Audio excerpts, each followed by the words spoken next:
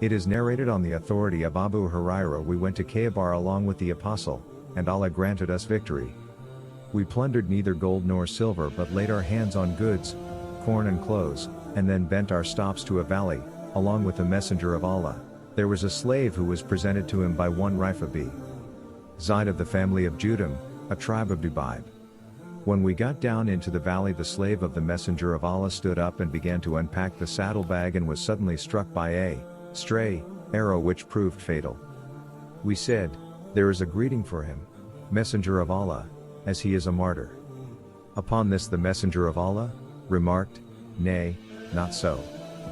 By him in whose hand is the life of Muhammad, the small garment which he stole from the booty on the day of Khaibar but which did not, legitimately, fall to his lot is burning like the fire of hell on him." The people were greatly perturbed on hearing this. A person came there with a lace or two laces and said, "Messenger of Allah, I found them on the day of Khaibar."